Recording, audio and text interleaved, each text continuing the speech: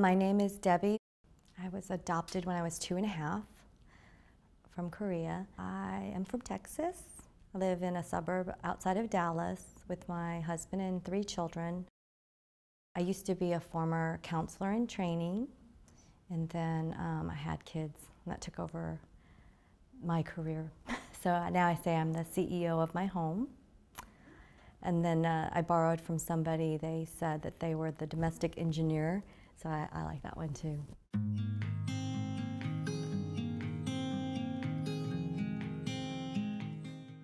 I flew into Minnesota when I was adopted. That's where my parents were living at the time. And then we moved to Illinois. We were there for 8 years. I moved to Texas when I was 13 and have been there ever since.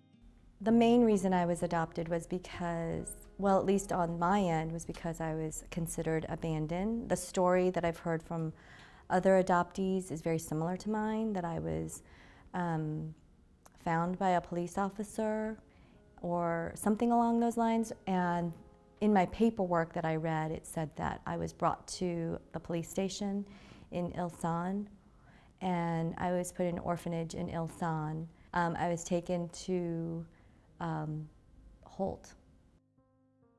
My parents, I've actually talked to them about my adoption, what brought it about. They had an older daughter. They wanted to have more children. They were having some difficulty. My mother had 3 boys, and one of them was older than me, one was the same age as me, and one was a year younger than me. So she had them all close together, and they all died. So one had a heart, hole in its heart, which of course today they can fix. And one had a brain deformation, so the brain wasn't fully formed inside the brain. The last one was a miscarriage. So after they went through that, they looked into adoption, and they went to the agency in Minnesota, and they inquired about it. And originally the lady that they talked to was talking to them about domestic adoption. And my mom said she saw a pamphlet about overseas adoption. So, and this of course was in 1970, so, or 71, I mean. And so they looked into it, and they asked about that pamphlet, and the lady actually tried to steer them away from the pamphlet for some reason. My mom and dad aren't sure why, even though there was information about it. And so no, they're like, we're really serious. We would really like to adopt from overseas. They felt like it was meant to be. That was like fate in some way. That was their reason. Back then, the way they did it, how they got children from overseas when they adopted, was they would, the children would be sent with escorts. So the story is there were 2 ladies, and there were about maybe a dozen children that came off the plane, and this man that was on the plane told my parents that I really liked chocolate, and that was the only time I stopped crying on the plane. So yeah. I would say for the most part it was, with my parents, they were very loving, and no family's perfect. My upbringing was actually very positive, and so I have an older sister that's not adopted, and then my parents shortly after, a few years later, had another child, so I have a younger sister as well, and we all grew up together. And we fight over, all kinds of sibling stuff. I do remember an instance. I was in kindergarten, and I did grow up predominantly in a white neighborhood, although there were a few other, I can name on one hand how many other minorities were there. And, but I think also during that time there was a lot of sexism as well. Like the same kid that made fun of me for being different also said that girls can't be in sports and can't play sports, and that kind of mentality was real prevalent back then, although it was kind of changing in the 70s. But I do remember in kindergarten, this kid making fun of me, and my kindergarten teacher, she was really nice. I remember her. She had all the kids in a big old circle, kindergarten, and she talked about how being different was not a bad thing, and that we should respect everybody, and that, you know. So in a way, it affirmed to me that that people, it was just certain people that were like that, not all people. Yeah, and of course my parents weren't like that. And I was actually talking to some friends of mine as well who aren't adopted, who are Asian, and when we get treated poorly, or if somebody's rude to us and we can't figure out why, we can't figure out what the circumstances would bring this on, then it comes up and it's like, oh, it's because I'm Asian, or it's because I'm different. And it kind of is real puzzling to me when that happens, because I just don't understand that kind of belief system. It has happened, and not very often, but when it does, it really startles me, it surprises me. I remember going to the grocery store, and this lady was giving out samples, and she was really rude to me, and I just went up to her table and I said, oh, what are you sampling today? And yeah, and she was kind of like, here. And she gave me the sample, and I said, I asked her a question about it, and she just was very kind of curt and rude about it. Then these two other ladies came up, and she was so nice, and I thought maybe she knew them, but they were sampling, and I thought, this is really weird. Then I asked her where the draft was, because I was there with my brother-in-law to get baby supplies for my sister who had just had a baby. This was in Austin, Texas. And she was like, I don't know, I don't work here. So she was very unhelpful. Whereas when I worked at a grocery store, so people would ask me things all the time, like, where's such and such? And if I didn't know where something was, I would just, get help for them. So she was really rude, and I told my brother-in-law after when we were leaving, and his first response was, oh, it's because she's a racist. She probably thought that we're together, because he's this tall white guy, and we're getting baby stuff, and so she probably just doesn't approve. I said, no, that can't be the reason why. That just doesn't make sense to me. So we get back home, and I tell my sister the story, and the first thing she says is, oh, she's a racist. She probably, and it was weird how they picked up on it and I didn't. I just didn't get it. So when it happens to me personally, I get very puzzled by it. But then, in general, society-wise, it makes me very angry, and I want to lash out and try to rationalize with people and point out their inaccuracies or how their argument is invalid. I was about 5, and I remember asking her questions about my birth mom, just what happened to her and where did she go? I mean, because when you're 5, you're my parents were smart in that they use the word adoption like they use birth. They would say, when you were born, such and such, to my sisters, and to me they would say, when you were adopted, or whatever. So, and I heard these stories about how I came over and the nice man gave me chocolate, and about how I would hear all these kind of stories. So I felt comfortable talking to my mom early on. I don't know if a lot of adoptees are comfortable talking to their parents about these kind of things. So my mom was really honest with me, and she said, I don't know what happened to your birth family or your birth mom. And she asked me, well, why would you like to find her? And I said, well, I would like to just look at her to see if I look like her. And I think that's a really common thing. As I've gotten older, my parents, when I was about 8, they took me to a Korean Heritage Day, and it was a picnic.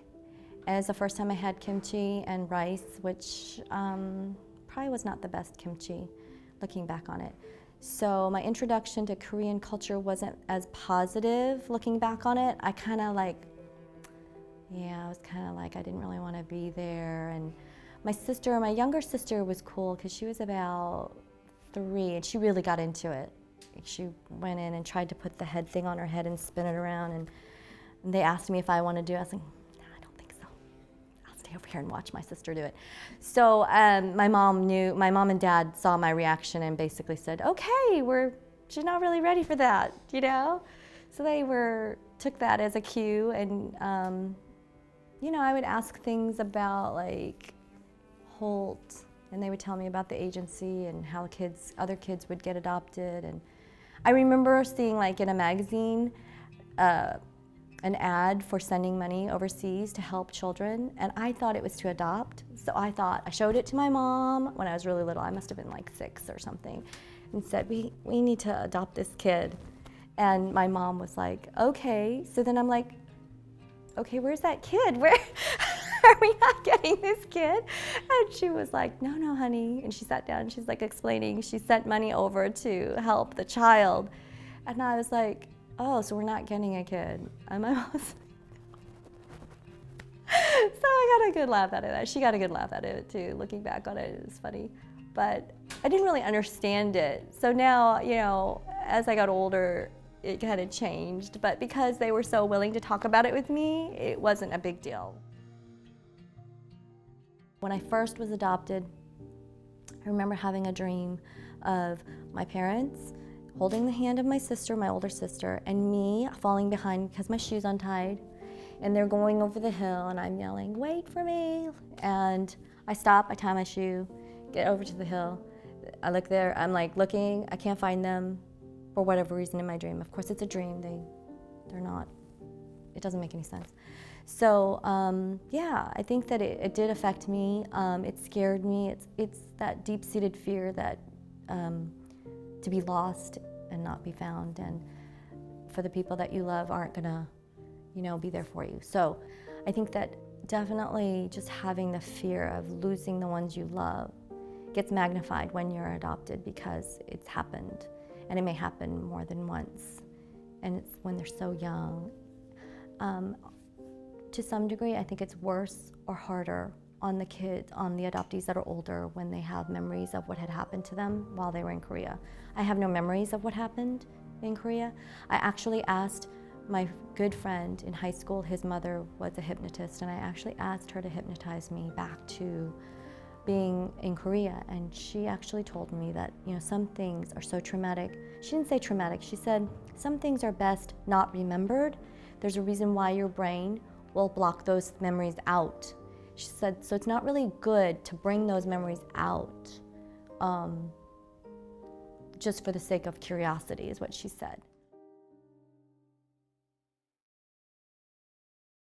Recently, I reconnected with other adoptees. I've known other adoptees over the years, and I'm really good friends with many in Dallas, and we periodically get together. And you know, based on my counseling background, and I realize that people are at different stages of their identity, and I kind of know where I am in there. And I told my parents recently that I'm not sure if I want to go do a birth search, because of all of the things that once you open that door, you can't close it. Once you get on that train of inquiring about your background, like, do I really want to get my file from Holt from Korea? I know that if I do that, it will continue, and I'll have to follow that path, and I'm not sure I want to walk that path right now. So my parents are very encouraging, and they said, well, if you choose to do that, you know, we're supportive, and we want to, you know, support you, whatever you decide. I've heard stories of people who have the exact same, you know, paperwork that I have that says I was abandoned, and then they later find out, no, you weren't abandoned, your aunt brought you to the orphanage, or your father brought you to the orphanage, or there's potentially more information. So there is that potential. I think the reason why, because my parents asked me the same question, why do you not want to do it? And I said, well, you know, it's not going to change my life here, because I have a life here, I have my family, but it does complicate life, you know, and I realize once I start that path, it's going to make it more complicated, and to deal with the emotions that go with it, to process it, it takes time to process that information. I have in the past asked the question, would I regret not pursuing this? Because I know that time is not necessarily on my side. Would I regret finding out that she had passed away? I'm sure I would be disappointed if that was the case. So I've actually thought about some of this ahead. I don't think a lot of adoptees think about the consequences of even considering like the ramifications. So, you know, I try to think about it on an emotional level too, like how would I feel about that? And every year so far when I ask myself that question, I'm like, I'm okay right now, I don't need to pursue this, and I don't think I would regret it. I'm pretty sure I would not regret it. Now that I'm getting older, and like I said, I'm right now on hold, like after meeting more adoptees, I realize that the longer that I wait, the less likely I'll find them. But my mom was funny because she was like, well, you could have siblings and you could, you know, reach out to them. And I said, yeah, I know, but I can't wrap my brain around it right now. So like I recently did the 23andMe DNA testing because I wanted to learn about my health risks. And I never imagined, you know, a lot of people say this, I don't imagine that I would ever be related to anybody else, even distantly, other than my children. And then I found that I am related to like, I think 9 adoptees, which is mind-boggling. And I have like something like 68, 77 people are related to me overall. And it's one thing to be rejected by a distant relative who you've never talked to, who's distantly related to you. I can handle that. I knew that I could handle that. But to be rejected again by your birth family, that would be very upsetting, and I don't think I'm ready for that. So I just figured I gotta do what I'm comfortable with right now, and that's what I'm comfortable with right now. Yeah. I know my limits.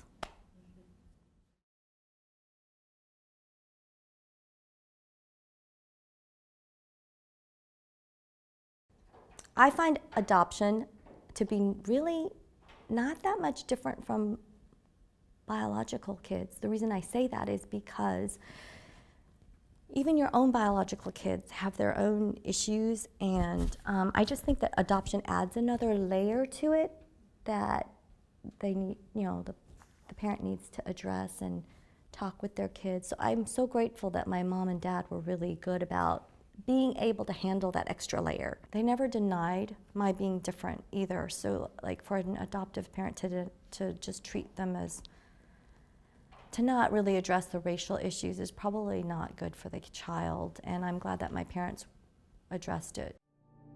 I did find it very upsetting when my daughter, my oldest, was the age that I was found and then adopted. I got very upset, and I knew and recognized it was because of those feelings of abandonment and you know, how could my birth mother, you know, give up a baby? I could not imagine having to give up my daughter. So that ran through my head, and those feelings came through, and then I talked it through, and I realized that it must have been for a good reason, because I wouldn't want to do this, so I'm sure she probably didn't want to do it, but it had to be done. And I'm better for it, actually. I mean, I would never have met my husband, I would have never had my kids had I not been adopted. So I see the silver lining in it in that way.